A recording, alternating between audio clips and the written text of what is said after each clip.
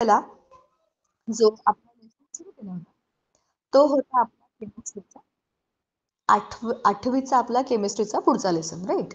आपण जरा एकदा आपल्या आपल्या पुस्तकांकडे एकदा बघूया. सेकंड टर्म मध्ये आपल्याला आपण त्या दिवशी बघितलं की कोणत्या धड्यांचा अभ्यास करायचा आहे. मुरुमगाव जॉईंट. हॅलो मुलांनो, तुम्ही मुलींनो काय बोलताय तुम्ही? हा, हॅलो. आणि तुमचा आवाज आला मला, काहीतरी बोलताय खरं. हम्म. तर सांगायचा मुद्दा असा की तुम्ही आता तुमचं पुस्तक घेऊन बसला असाल, राईट. आता आपल्याला जो धडा अभ्यासाला घ्यायचा आहे तो कुठला आहे, तुम्हाला काही अंदाज आहे का? सांगा बरं जरा. आज आपलं केमिस्ट्रीचं लेक्चर आहे. आपल्याला कुठल्या धड्याचा अभ्यास करायचा आहे तुमच्या लक्षात आहे का? आपण मागच्या वेळेला कुठला लेसन गेला होता? दिवाळीच्या सुट्टीनंतर हे आपलं पहिलं लेक्चर आहे का? सांगा बरं मला. तसं असेल तर मग आता आपल्याला नवा धडा सुरू करावा लागेल. आधी जरा आपला इंडेक्स बघा. आपल्याला कोणते कोणते धडे करायचे आहेत आपण मागच्या वेळेला बोललो होतो. त्यातला आता आजचा केमिस्ट्रीचा आपला कुठला लेसन आहे आणि तो आपल्याला कसा करायचा आहे जरा डिस्कस करूया. तुमच्या समोर पुस्तक असेल त्याचा इंडेक्स ओपन करा. मी आता स्क्रीन शेअर करते 2 मिनिटात. सगळं नेटवर्क जरा स्टेबल झालं की मी स्वतः माझा कॅमेरा पण ऑन करेन. तर आपण जे बघतोय ते आहे आपल्या केमिस्ट्रीच्या लेसनचा आपला एकूण जो अभ्यास आहे, इंडेक्समध्ये दिलेले लेसन्स ते जरा बघूया. आपल्या सेकंड टर्ममध्ये आपल्याला काय काय करायचं आहे. पान नंबर अनुक्रमणिकेच्या पानावरती जरा येऊया आपण. बघा आता ह्याच्यामध्ये आपल्याला आपत्ती व्यवस्थापनपर्यंत आपण मागच्या वेळेला मागच्या टर्ममध्ये केले. पेशी आणि पेशी अंगके हा धडा आपण मागच्या वेळेला सुरू केला आहे.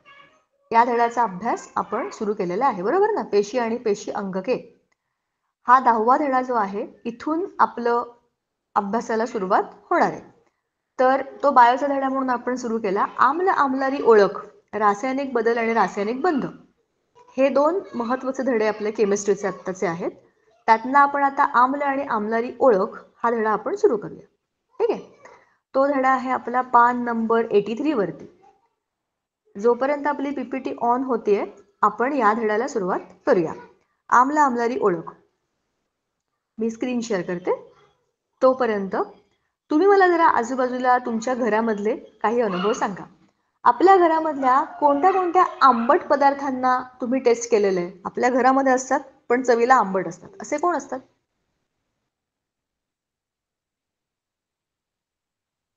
असे कोणते कोणते पदार्थ असतात जे आपल्या किचनमध्ये आहेत आणि आंबट आहेत?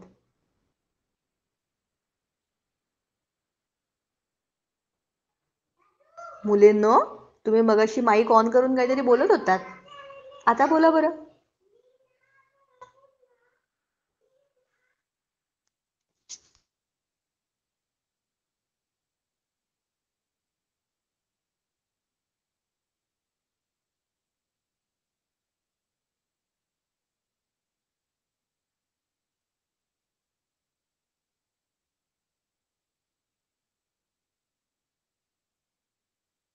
तुम्ही माईक ऑन करून बोलत होतात की, सांगा बरं मला. तुमच्या घरातले असे कोणते पदार्थ आहेत किंवा तुमच्या खाण्यापिण्यातले असे कोणते पदार्थ आहेत जे आंबट आहेत आणि तुम्हाला माहिती आहे की ते आंबट आहेत? असे कोणते कोणते पदार्थ तुम्ही खाल्ले आहेत सांगा बरं. आंबट चवीचे आपण खाल्लेले पदार्थ पटकन सांगा.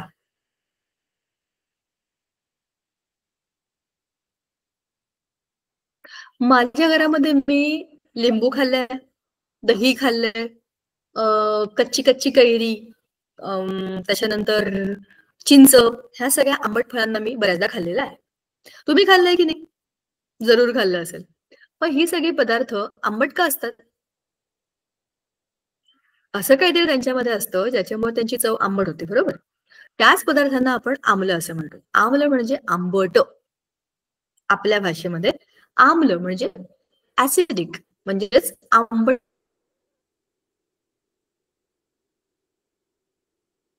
चवीचे पदार्थ. आता काही काही पदार्थ आपल्याला गोड लागतात, कडू लागतात, आंबट तुरट लागतात. पण हे जे स्पेशल आंबट चवीचे असतात ना त्यांना आपण म्हणतो की ते आम्लयुक्त पदार्थ आहेत. आता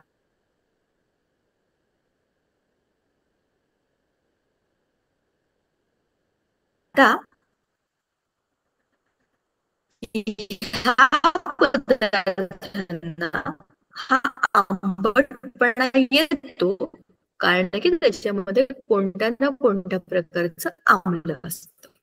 बरोबर. आपण त्याची आता पीपीटी ऑन करूया, ती ओपन होईल तेव्हा टेकिंग सम टाइम. एनिवेज, आता आपल्या खाद्यपदार्थांमध्ये आम्लांना आपण काय म्हणतो, नैसर्गिक पडलं ना तरी आपल्या जमिनीला खड्डा पडतो. टाईल्सवर पडलं तर टाईल्सला खड्डा पडतो, स्किनवर पडलं तर जळजळ होते, स्किनला खूप मोठा डॅमेज होतो. म्हणजेच काय, आपल्याला माहिती आहे की आम्ल दोन प्रकारचे असतात. एक जे आपण इझिली खाऊ शकतो आणि आपल्याला काही होत नाही, त्यांना आपण म्हणतो ऑर्गॅनिक ऍसिड म्हणजे सेंद्रिय आम्ल. पण आपल्या लॅबमध्ये म्हणजे काही प्रयोगांमध्ये किंवा काही पदार्थ बनवण्याकरता त्यांच्या कंपनीजमध्ये म्हणजे इंडस्ट्रीजमध्ये जी काही स्ट्रॉंग ऍसिड वापरतात, जी फार दाहक असतात, ती आपण खाऊ शकत नाही, ती आपण वापरू शकत नाही. त्यांना आपण म्हणतो खनिज आम्ल, म्हणजेच काय, इनऑर्गॅनिक ऍसिड्स. ऑर्गॅनिक ऍसिड्स आणि इनऑर्गॅनिक ऍसिड्स असे आपण त्याचे दोन भाग केलेले आहेत. बरोबर. ऑर्गॅनिक ऍसिड्स काय करतात, ज्या पदार्थांमध्ये ते असतात, जसं की दह्यामध्ये असतात, फळांमध्ये असतात, तर त्याच्यामध्ये काय होतं की एक प्रकारचा नैसर्गिक आंबटपणा असतो.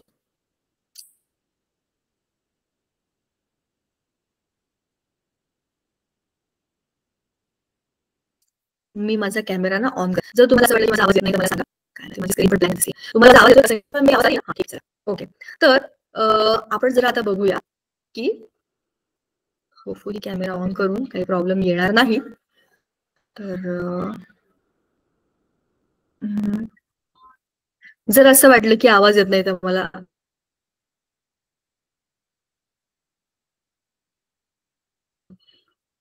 लगेच सांगा. कॅमेरा ऑन तर करते पण ते होत नाही. जाऊ सोडून दे. Let's not do that again. हा, तर आपल्या आजूबाजूला जे काही पदार्थ असतात, काही पदार्थ निसर्गात आंबट असतात. जसं आपण म्हणतो लिंबू. लिंबू जेव्हा छोटा असतो, कच्चा असतो, तेव्हा तो ऑलरेडी आंबटच असतो. पण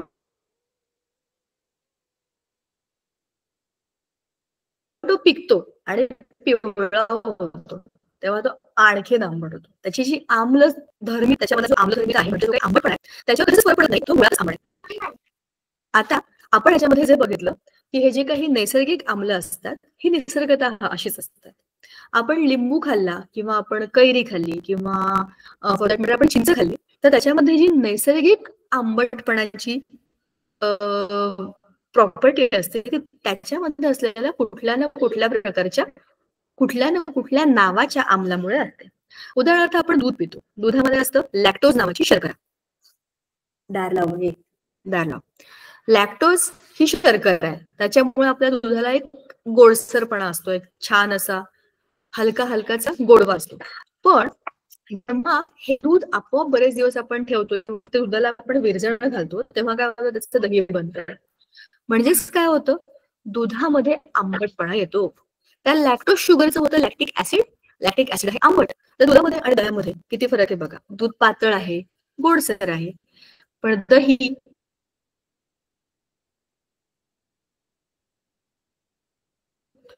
घट्ट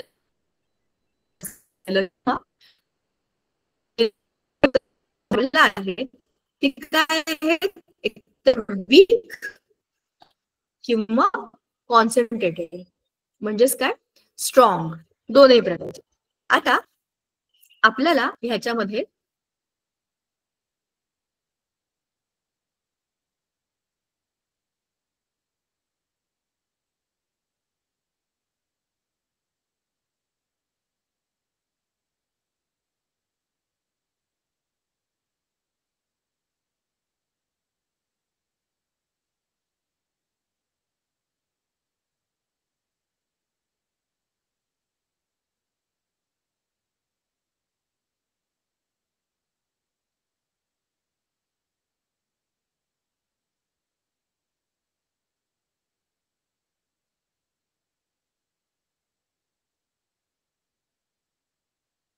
हा, ओके,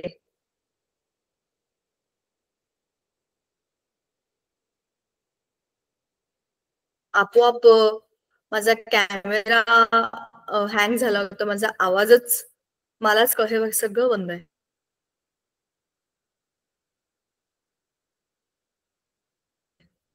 ओपनच होत नाही, काय काहीतरी प्रॉब्लेम झालाय. ठीक आहे. हा, तर आपण आता हे बघूया की आपल्या आजूबाजूला जे काही आंबे असतात जे आपण खातो ते कोणत्या कोणत्या प्रकारचे असतात. उदाहरणार्थ आपला जो टोमॅटो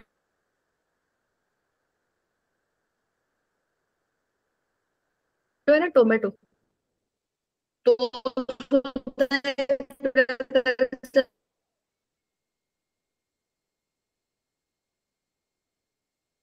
थोडस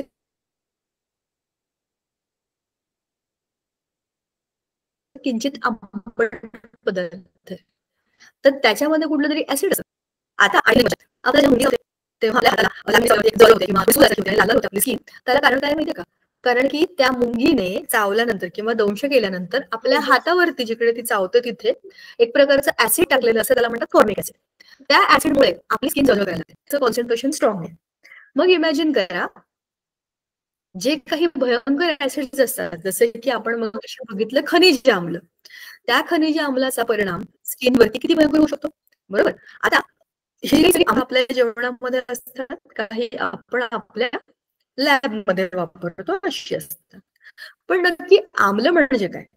आम्ल म्हणजे ते पदार्थ ज्याच्यामध्ये H+ आयन्स असतात जास्तीचे. जर हे ऍसिड्स आहेत तर मग त्याच्या विपरीत असतात ज्याला आपण बेसिस म्हणतो, ते कोण असतात? आपल्या आजूबाजूला असलेल्या अनेक पदार्थांमधले बेसिस म्हणजे कोणते?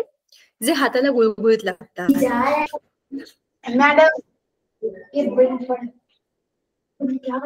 जे मऊ असतात. बरोबर. आणि त्याच्यामध्ये फेस बरोबर. बोला बोला बरोबर बोला ना, मला तुमचा आवाज येतोय, बोला. बरोबर आवाज नाही येत आहे. तुमचा आवाज नाही येत. बरोबर. अजूनही आवाज येत नाहीये का? मी म्हणूनच कॅमेरा बंद ठेवलाय. 2 सेकंद. आता परत माझी जागा बदलून बघते. नेटवर्क आणि नेटवर्क हा एकच प्रॉब्लेम आहे सध्या. थांबा, आपण चेक करून बघूया.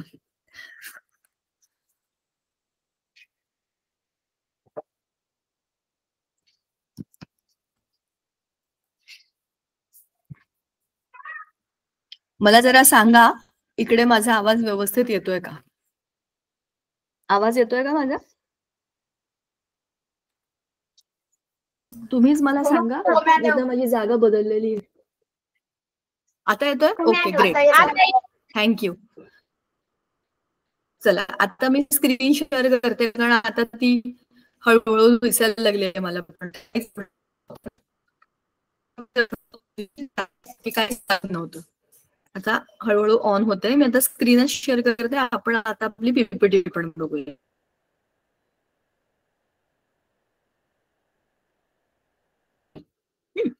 बघा, तर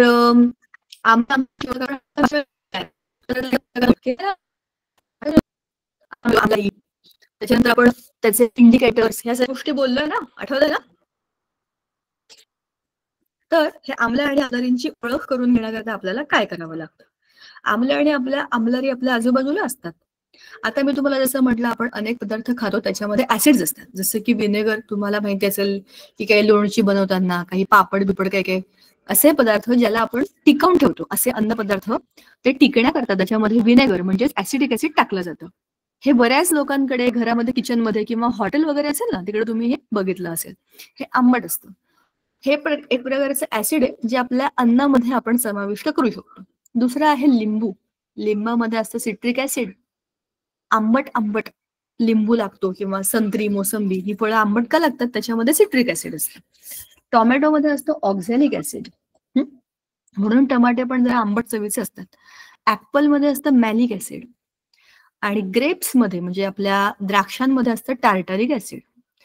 तुम्हाला मगाशी मी जसं म्हणाले की आपल्याला जेव्हा मुंगी चावते तेव्हा हाताला जळजळ होते किंवा फोड येतो आणि स्किनला असं लाल लाल पॅच उठल्यासारखं होतं, कारण की त्याच्यामध्ये असतं फॉर्मिक ऍसिड. मुंगी जेव्हा चावते तेव्हा हे फॉर्मिक ऍसिडच आपल्या अंगावर टाकते. आणि दुधामध्ये असतं लॅक्टिक ऍसिड. ही सगळी चांगली ऍसिड्स आहेत जी आपल्याला त्रास देत नाहीत, कारण हे सगळी ऑर्गॅनिक ऍसिड्स आहेत. दुसरी जी आहेत जी आपण म्हणालो की जी लॅबमध्ये असतात त्याला आपण म्हणतो खनिज आम्ल. बरोबर.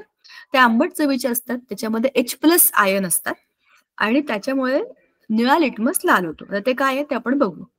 दुसरे असतात आम्लारी म्हणजे बेसिस.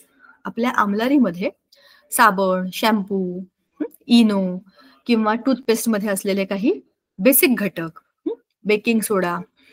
आपण शेतामध्ये जे काही अमोनिया नावाचं फर्टिलायझर टाकतो ते असतं आणि लॅबोरेटरीमध्ये बेसेसचा वापर केला जातो. हे सगळे बेस म्हणजे आम्लरी असतात. ह्याच्यामध्ये OH मायनस आयन असतो. त्यांची चव जरा कडवट असते, स्पर्श मऊ गुळगुळीत बुळबुळीत असतो आणि त्याच्यामध्ये OH मायनस हा मुख्य घटक असतो. पण त्यांना आपल्याला ओळखायचं कसं?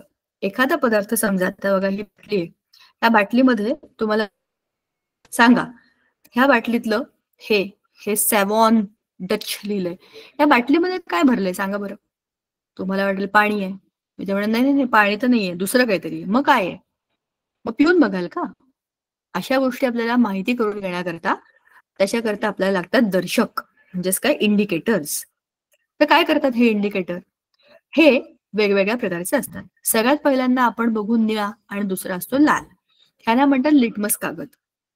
निळ्या रंगाचा लिटमस कागद जेव्हा लाल होतो त्याला आपण काय म्हणतो? हे ऍसिड आहे, बरोबर. जेव्हा लाल रंगाचा निळा होतो तेव्हा त्याला आपण म्हणतो की हा बेस आहे.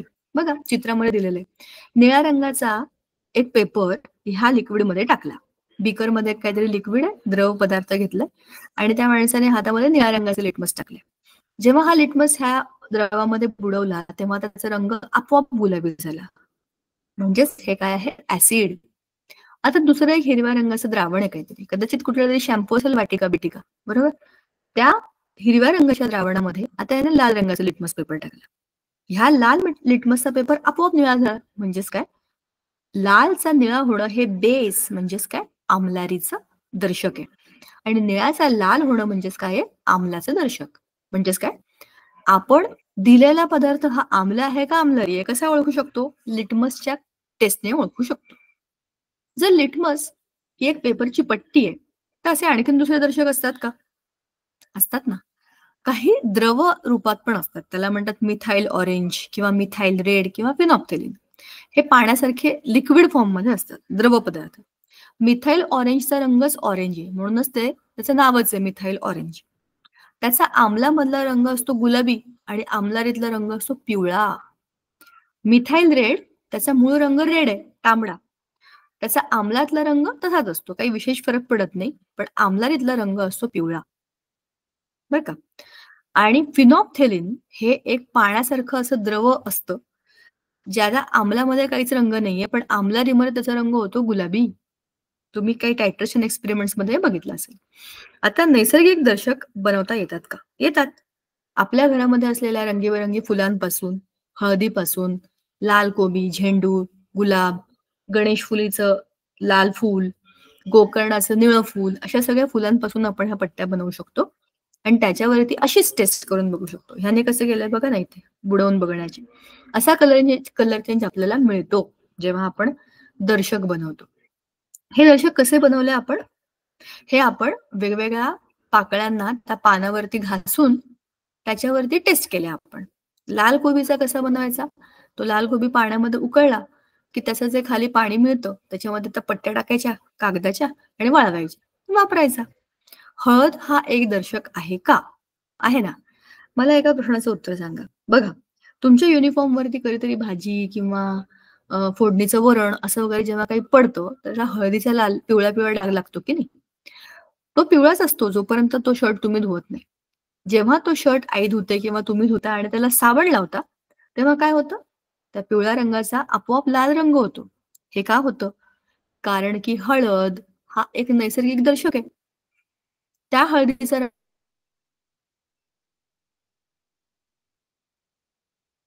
रंग साबण लावल्यावरती आपोआप लाल होणारच, कारण हळद ही आम्लाईमध्ये लाल रंगाची बनते. हळदीपासून कुंकू बनवतात माहिती आहे ना तुम्हाला? कशामुळे? याच्याचमुळे. म्हणजेच काय, असे वेगवेगळे दर्शक आपल्या आजूबाजूला असतात ज्याच्यावरून आपल्याला दिलेला पदार्थ हा त्यांचा रासायनिक दृष्ट्या आम्ल आहे का आम्लरी आहे का न्यूट्रल आहे हे समजतं. आता आम्लाची आपल्याला आणखीन काही उदाहरणं आहेत आणि आम्लरीची काही उदाहरणं आहेत. आता हे आहे सगळ्यात महत्वाचा भाग ज्याला आपण म्हणतो पीएच मापन पट्टी.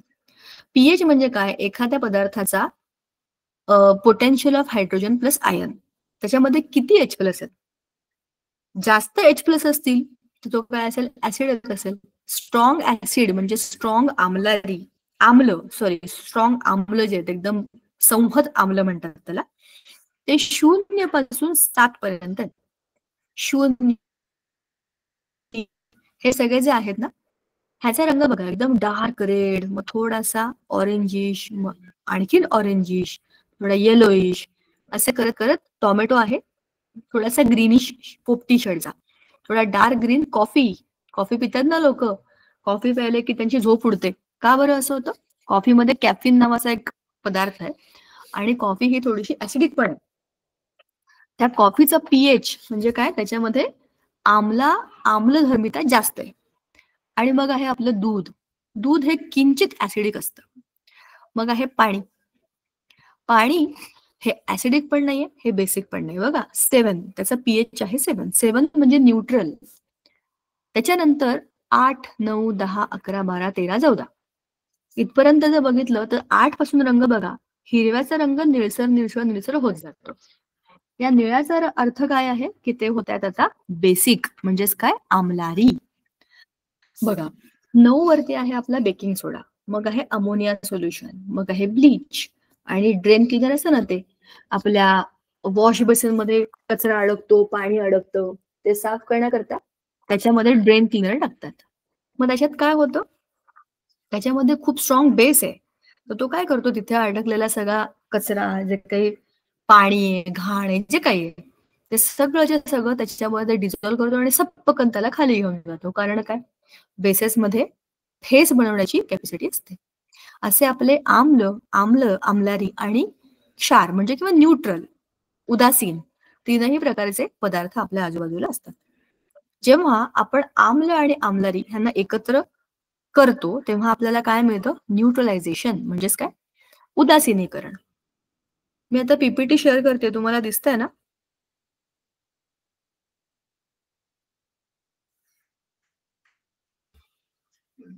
कांट शेयर योर स्क्रीन आले. संगीता मैम, मैंने स्क्रीन शेयर किया था, आपको दिख रहा था क्या? अभी दिख रहा है. हम्म. चलो, आपण बघतो इथे पीएच पट्टी बघा, मैम आपको पीएच स्क्रीन शेयर दिख नहीं रहा। अभी दिख रहा है क्या? देखिए, मैम अब दिख रहा है क्या? नहीं, अभी भी नहीं दिख रहा। मुझे यहाँ पे स्टॉप शेयरिंग करके आ रहा है, तो शायद यहाँ से वो अब ऑन दिख हो. रहा है, दिख रहा है। ऑलराइट, ठीक है, मैं पीपीटी शेयर कर रही हूँ, देखिए अभी दिख रहा है क्या?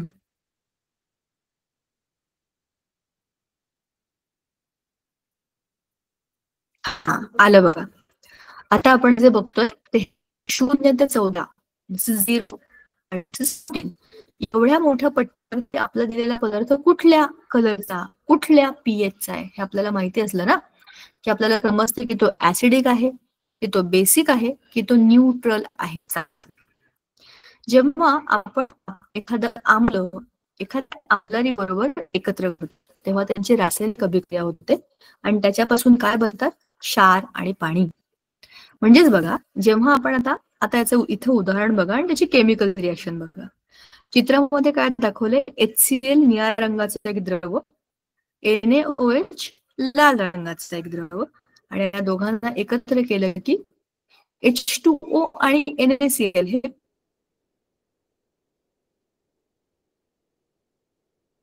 पिवळ्या रंगाचं. मुद्दाम असं का दाखवलंय?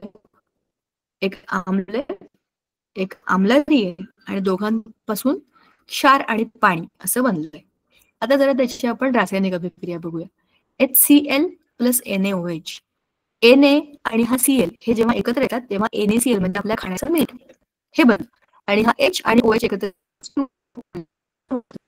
आपल्या आजूबाजूला असलेल्या पदार्थांचं ऍसिडिक आहे का बेसिक आहे का काय आहे जर आपल्याला माहिती नसेल तर काही विशेष फरक पडतो.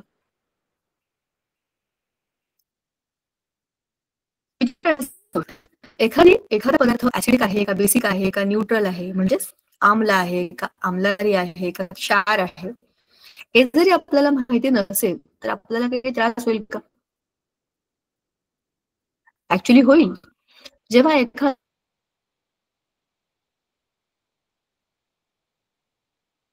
एखादा अननोन किंवा माहिती नसलेला पदार्थ आपल्याला दिला आणि सांगितलं की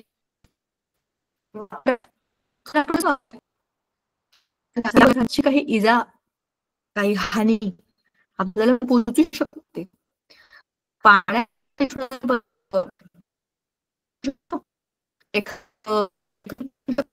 किंवा म्हणजे त्याला आपण म्हणतो मराठीमध्ये दर्शक यांचा वापर करावा लागतो.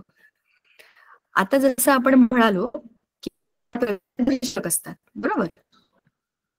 तसेच नैसर्गिक आपण जे बघितले ते फुलांच्या पानांपासून,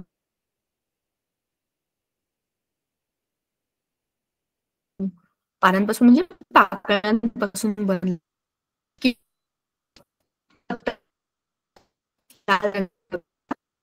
दुसरं जे असतं ते असतं सिंथेटिक. आपण मगाशी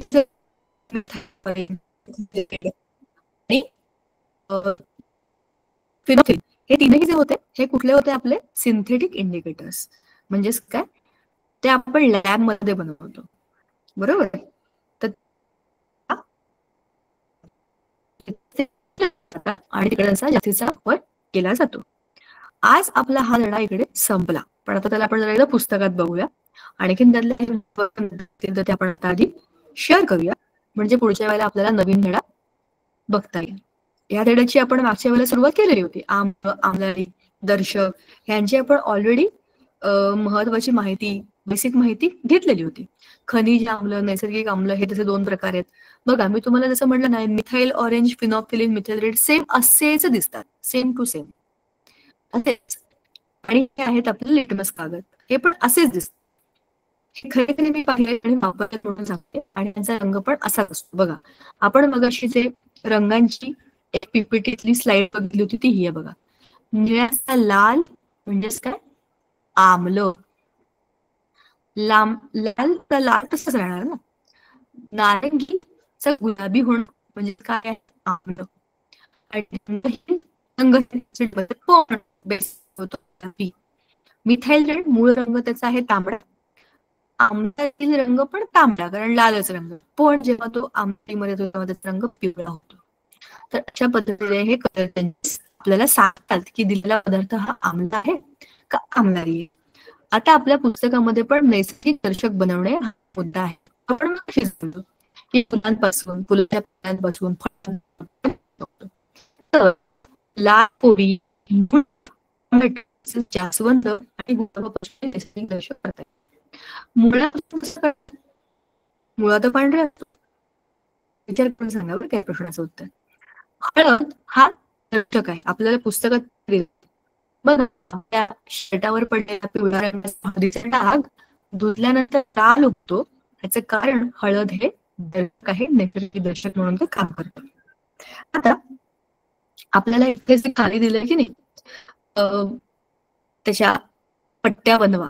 जास्वंदाच्या पाकळ्या, पानं आपल्या आणि त्याच्या सगळ्या पाकळ्या, सगळा जो रंग आहे त्याच्यावर उतरवायचा आणि त्या वाळल्या त्याचं दर्शक म्हणून वापरायचा. बरोबर. आपल्या घरामध्ये करून बघता येईल का?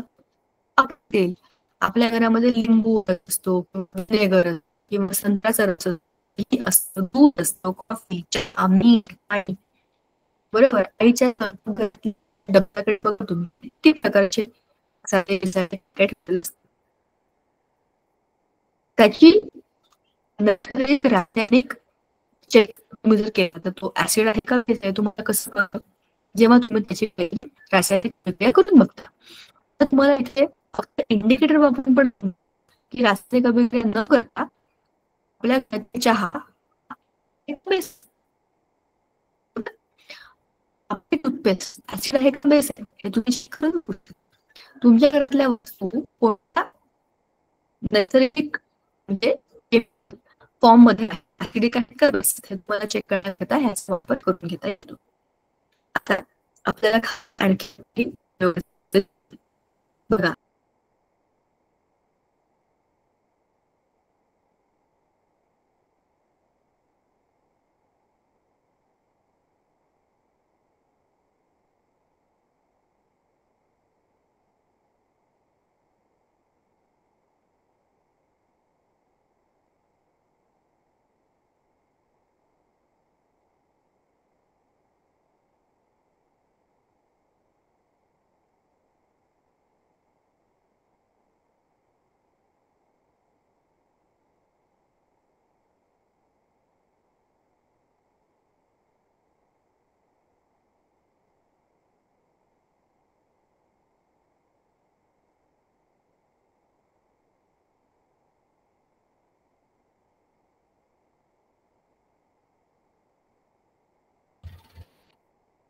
बच्चों मैम ना डिस्कनेक्ट हो गए हैं, 2 मिनट आप वेट करना, ठीक है? आप लोगों को समझ आ रहा है जो मैम पढ़ा रहे हैं? हाँ, बताओ, माइक ऑन करो जरा, माइक ऑन करो।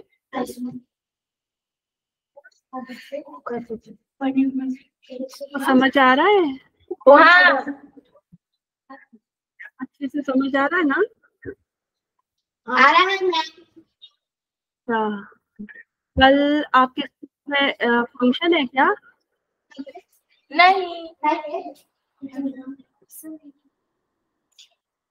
कल चिल्ड्रंस डे है ना, तो कोई फंक्शन नहीं है आपके स्कूल में? नहीं, छुट्टी भी नहीं है ना आपको?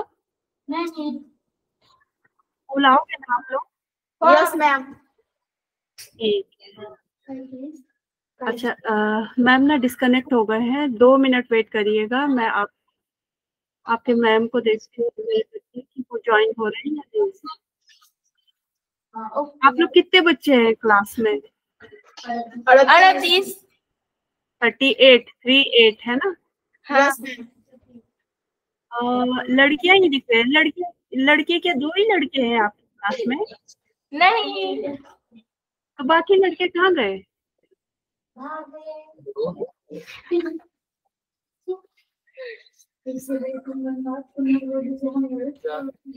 कहाँ है बाकी लड़के?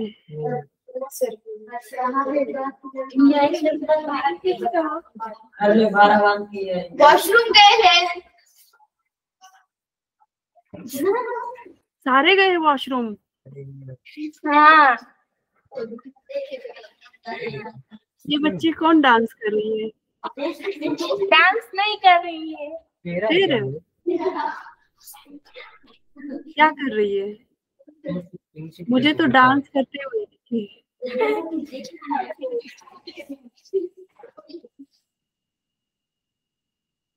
2 मिनट वेट करो, ठीक है? मैं मैम को देखती हूँ।